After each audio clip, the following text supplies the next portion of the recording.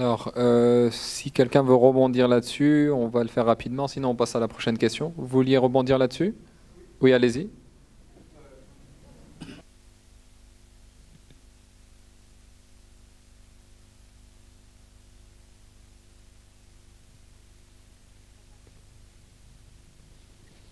Docteur Khouili, juste pour clarifier un petit point, certains ulama la considèrent comme inat al-manafi', c'est-à-dire la ina des services. C'est-à-dire le problème dans le tawarruk, c'est les proches de ina, qui est interdit, qui est haram.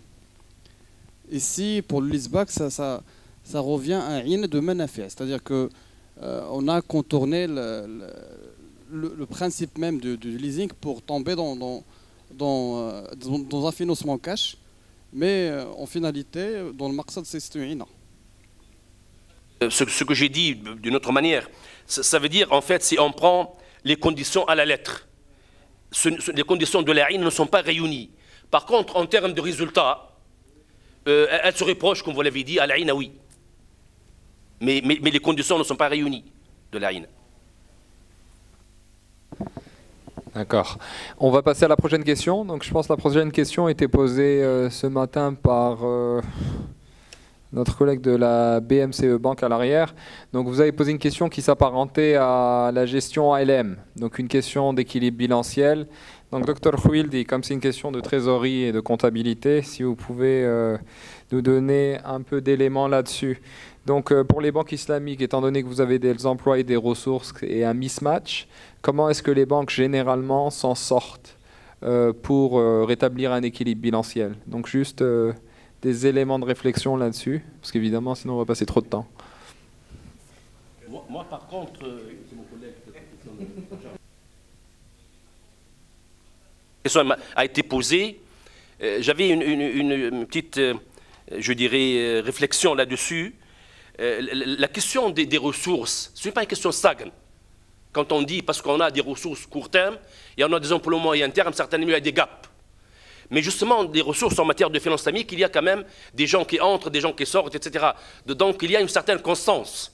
Même si, quand on dit à court terme, ce n'est pas encore sûr. Bon, il y a des personnes sur 8 mois, sur 12 mois, 18 mois, mais le fait que ça change, il y a toujours une certaine constance.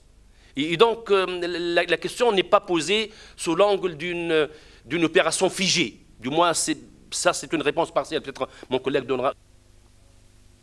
Non, en fait, je pense que la question s'adresse spécifiquement à des collègues de la trésorerie, mais pas forcément à des professionnels des opérations, puisque nous, notre principale préoccupation, ce n'est pas cet équilibre asset liability. Nous avons une vision qui est une vision opérationnelle, et au niveau de la trésorerie, ils ont une vision qui est une vision bilancielle. Donc, pour en revenir aux propos qu'ont tenus le collègue de ce matin, ils sont relativement fondés. Mais néanmoins, les experts et les professionnels de la trésorerie, leur objectif est effectivement donc de rechercher ces ressources moyennes et longues et pour les ajuster à nos différents engagements. Donc, il n'y a pas une réponse, comme vous l'avez dit, il n'y a pas une réponse générique. Aujourd'hui, dire qu'il existe, comment vous faites, chaque banque, en fonction du marché dans lequel elle opère, utilise un certain nombre d'outils qui sont à sa disposition en fonction de la réglementation dont elle dispose. Donc, on ne peut pas répondre de façon générique en disant que on a telle option ou telle facilité. Donc, c'est vraiment régi par un cadre réglementaire spécifique et qui permet aux uns et aux autres d'utiliser les outils qu'ils ont à leur disposition. Toujours est-il qu'on peut s'appuyer un peu sur les expériences, comme M. Ndoye l'a démontré ce matin, cet après-midi, de la BIS ou d'autres, en fonction des contextes ou des cadres réglementaires. Il y a des challenges qui sont inhérents à chacune des régions. Et en fonction de ces régions, les différents acteurs, donc, ont l'ambition donc, de créer souvent des produits, comme on l'a vu, de Moudaraba participatif pour avoir des ressources un peu plus longues et moyennes, etc. etc. Donc, la véritable compétence de ces banques, c'est de pouvoir donc imaginer et de pouvoir combler ce gap. Ce gap, il est inhérent. il est existant. Ils évoluent certainement très souvent dans des régions qui n'ont pas un système financier intégré qui leur permette de se financer ou de se refinancer facilement, mais ce sont ces compétences qui sont recherchées par les directions de ces institutions. C'est pour ça que, comme M. Noël le disait plus tôt, il n'y a pas beaucoup de compétences humaines, il n'y a pas beaucoup de cadres, etc., parce que ce n'est pas un domaine forcément facile. Il faut faire preuve de beaucoup d'imagination, il faut connaître effectivement beaucoup le secteur, les différentes dynamiques, il faut être suffisamment alerte et intelligent pour imaginer et inventer des solutions pratiques et adéquates. Et comme M. Noël l'a précisé dans le cadre du UEMOA par exemple, vous êtes un élément parmi très peu. Je veux dire, si vous n'avez pas une logique de groupe, le challenge il devient encore beaucoup plus difficile. Donc pour ne pas se perdre dans les explications, je pense que pour répondre à cette question, il faut tenir compte du contexte. C'est effectivement le véritable challenge de ces banques, c'est d'arriver à cet équilibre bilanciel. Et à terme, d'où l'idée de groupe, c'est que là où il y a des excédents, on puisse le redéployer vers là où il y a des déficits, etc., etc. Mais c'est l'enjeu opérationnel de ces institutions, c'est de trouver des solutions à cette situation. Merci. Merci, Salah. Donc, on va passer à la prochaine question, mais juste une précision d'ordre pour rester dans le sujet. On a une question qui s'apparente au financement des opérations d'import et d'export qui ont été posées par nos collègues de la BMCE. Seulement, nous ne sommes pas en mesure d'adresser ce genre de questions, étant donné que notre mandat ne s'apparente pas à ce type d'opération. C'est un type d'opération qui généralement est couvert pour le financement par la Société islamique pour le financement des opérations de trade finance. Donc c'est l'ITFC. Donc l'ITFC qui ne sont pas présentés ici, mais qui font partie du groupe de la Banque islamique de développement, justement, seraient plus à même d'adresser ces questions-là. Si intérêt il y a, nous pouvons transmettre votre requête à ITFC avec qui nous coopérons. Et je pense que c'est un point qui a été couvert aussi dans la question de M. Charifi de la Banque Populaire. Donc vous avez mentionné les financements à court terme. Nous ne sommes pas dans une optique, selon votre définition du court terme, nous ne sommes pas forcément dans une optique du financement à court terme. Par contre, dans nos opérations de trésorerie à ICD, nous pouvons éventuellement, à travers notre fonds de marché monétaire, le MMF, Money Market Fund, adresser ces requêtes-là qui tombent sous la coupe de notre département conseil advisory. Donc, je peux vous mettre en relation directe avec M. Mannaï, qui pourra vous donner plus d'informations à ce sujet. La deuxième partie de votre question, M. Charifi, qu'en est-il des financements participatifs pour accompagner les PME au niveau des investissements et des financements? Alors, à ce sujet-là, la réponse est très riche, très variée, parce qu'en fait, cette réponse-là, on peut vous apporter des éléments de réponse selon la clientèle cible. Donc, notre département qui est représenté aujourd'hui est le département FIDD. Donc Financial Institutions Development Department, donc le département du développement des institutions financières. Notre clientèle cible sont les institutions financières, donc les banques commerciales, les entreprises de leasing et les fonds d'investissement. Ce financement a été opéré pour une clientèle cible de PME par des fonds d'investissement dans notre département conseil, encore une fois. Monsieur Mannaï siège sur le conseil d'administration du fonds Thimar en Tunisie et il pourra partager brièvement son expérience là-dessus. Donc ça peut vous apporter des éléments de réponse. Nous avons un troisième véhicule pour le financement des entreprises et des PME à travers notre département du financement Direct Investments. Donc Direct Investments ne se focalise pas sur un secteur en particulier, mais intervient au niveau du financement des entreprises, quel que soit le secteur d'activité. D'accord ? Donc je vais quand même passer la parole à M. Salah Babalé qui va rajouter quelques éclaircissements si besoin il y a.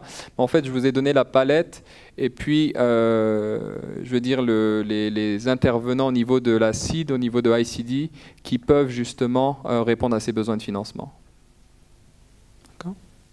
Ok, je vous remercie. Je ne pense pas qu'il y ait grand-chose à rajouter. Je pense que vous avez l'opportunité d'avoir les différents responsables, enfin, ou participants dans ces différents fonds présents. Donc, ce serait peut-être l'opportunité avec vous, pour vous, d'échanger avec eux pour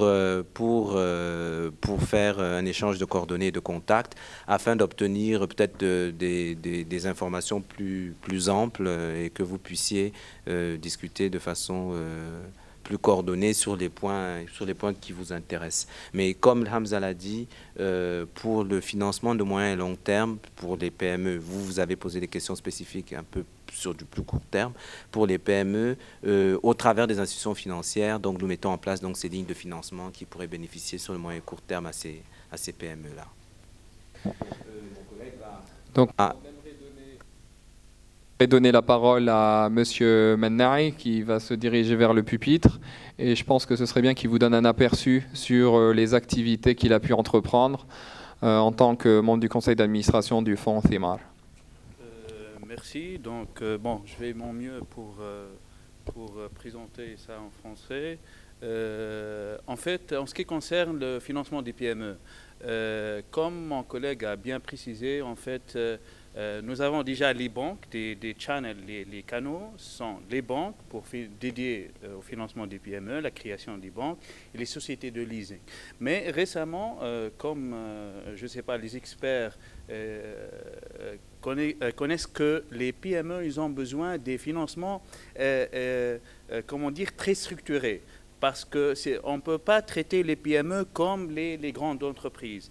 Donc, au sein de notre département et notre programme, on a lancé un programme dédié aux PME pour créer des fonds d'investissement dédiés au financement des PME. Au sein de ces fonds, il y a des financements structurés, en fait. Il y a le financement, la prise de participation avec les entreprises directement dans le projet, mais il y a aussi ce qu'on appelle musharaka mutanaqisa, par exemple dans l'acquisition des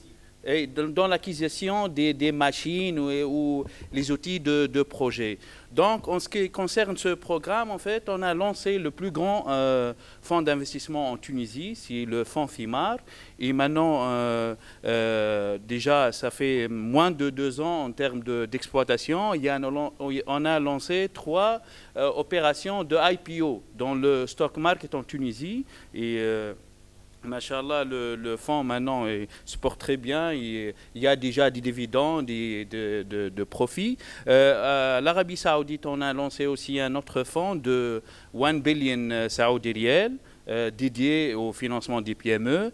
Maintenant, on est en train de négocier avec l'IBRD. La Banque européenne de reconstruction. Pour lancer, ils ont inspiré de l'expérience de notre fonds en Tunisie de Thimar pour lancer un fonds similaire qui couvre MENA region, North Africa. C'est pour le Maroc, l'Algérie, Mauritanie, Tunisie et l'Égypte et la Jordanie. Oui, exactement. Et avec le JICA, le Japan International, it was the GB, Japan Bank for International Cooperation. On est en train de monter un fonds similaire au Jordanie, en fait. Et maintenant, actuellement, on est en train de finaliser le lancement d'un fonds en Turquie avec le gouvernement Turquie. Et en ce qui concerne l'Afrique, on a lancé déjà un fonds d'assistance technique. Assistance technique pour donner des dons, sortes de dons pour l'étude de faisabilité, pour les projets. Et on est en train de chercher des partenaires pour bien booster le pipeline, notre pipeline en termes de financement. Et en parallèle, on est en train de travailler, juste maintenant, je pense que Final Touches, pour lancer un fonds pour West Africa, dédié au financement des PME. Nous avons un commitment maintenant de 50 millions de dollars et notre objectif d'atteindre 100 millions de dollars, Inch'Allah, pour lancer ce fonds régional. Aussi, on est en train de lancer un autre fonds au Kazakhstan c'est un fonds Sovereign Fund au Kazakhstan pour lancer un fonds similaire pour le financement des PME. En fait, en Libye, on est en train de lancer aussi 5 banques, ce n'est pas des fonds, 5 banques dédiées au financement des PME.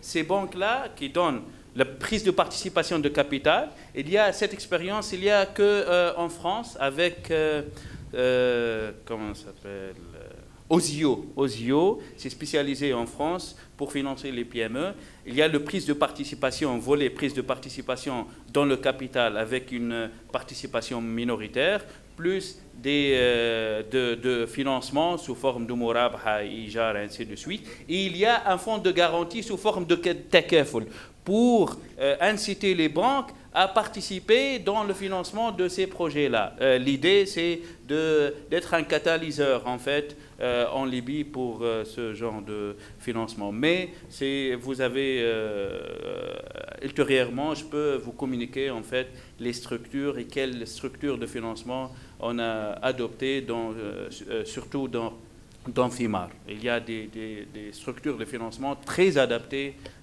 aux besoins des PME. Merci.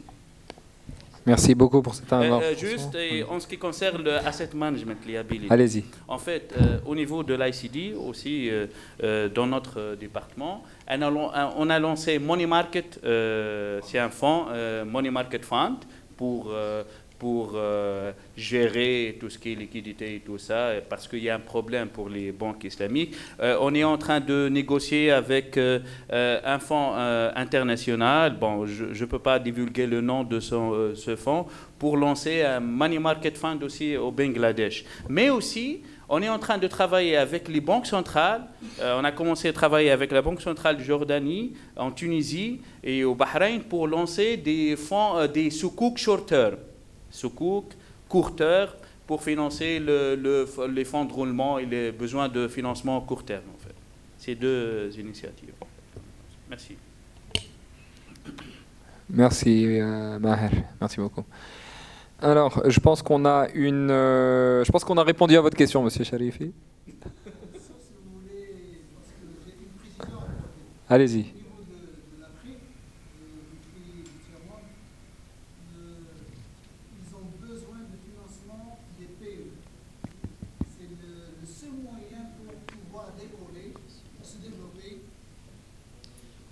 En fait,